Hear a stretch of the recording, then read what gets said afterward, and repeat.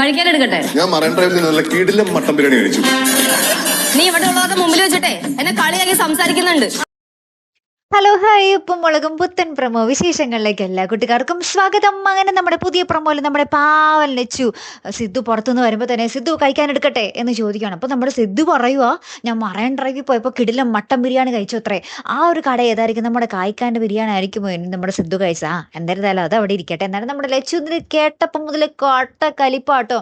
കാരണം അത്ര നേരം നമ്മുടെ സിദ്ധുവിനെ വെയിറ്റ് ചെയ്തിരിക്കുമായിരുന്നു ഒരുമിച്ച് കഴിക്കാൻ വേണ്ടി. അപ്പോഴാണ് നമ്മുടെ സിദ്ധുവിൻ്റെ വായിൽ നിന്നും ഇങ്ങനെ ഒരു ഡയലോഗ്. അപ്പം ഈ ഒരു കലിപ്പ് എല്ലാവരോടും തീർക്കുന്നുണ്ട്. നമ്മുടെ കേശുവിനോടായാലും ഭവാനി അമ്മൂമ്മനോടായാലും എല്ലാവരോടും നമ്മുടെ ലച്ചു കലിപ്പ് ഇങ്ങനെ തീർക്കുകയാണ്. അപ്പം ലാസ്റ്റ് നമ്മുടെ സിദ്ധു ചോദിക്കുന്നുണ്ട് ലച്ചുവിൻ്റെ അടുത്ത്, ലച്ചു നീ വല്ല വള്ളിയും പിടിച്ചു, നീ എന്തിനിങ്ങനെ കലിപ്പാകുന്നു എന്ന് ചോദിക്കുന്നുണ്ട്. നമ്മുടെ ഭവാനി അമ്മൂമ്മയാണെങ്കിൽ പറയുന്നുണ്ട്, ഈയിടെ ആയിട്ട് ലച്ചുവിന് കുറച്ച് അഹങ്കാരം കൂടുന്നുണ്ട് എന്ന് നമ്മുടെ ഭവാനി അമ്മൂമ്മയും പറയുന്നുണ്ട്. ലാസ്റ്റ് കേശുവും എല്ലാവരും കൂടെ നമ്മുടെ ലച്ചുവിനെതിരെ ഇങ്ങനെ നിൽക്കുവാണേ. പിന്നെ എല്ലാവരും കൂടി ഇങ്ങനെ നിൽക്കുമ്പോൾ ലച്ചുവിൻ്റെ ഒരു കരച്ചിൽ, അയ്യോ എടാ വിടറാ എന്നൊക്കെ പറഞ്ഞിട്ടില്ല. നോക്കുമ്പോൾ എന്താ നമ്മുടെ സിദ്ധു ലച്ചുവിൻ്റെ കയ്യിൽ ഇങ്ങനെ മുറുക്കെ കയറി ദേഷ്യത്തിൽ പിടിച്ചിരിക്കുക. ലാസ്റ്റ് കേശു വന്നിട്ട് നമ്മുടെ സിദ്ധു അളിയനെ ഓടി വന്നു ഒറ്റ തള്ളിയിടുന്നുണ്ട് നമ്മുടെ സിദ്ധു അളിയൻ.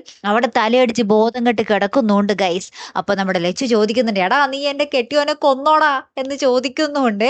നേരത്തെ ഇങ്ങനെ ഒരു സീൻ ഉണ്ടായിരുന്നു കുറച്ച് ദിവസം മുന്നുള്ള എപ്പിസോഡിൽ, നിങ്ങൾ കണ്ടിട്ടുണ്ടാകും അല്ലെ?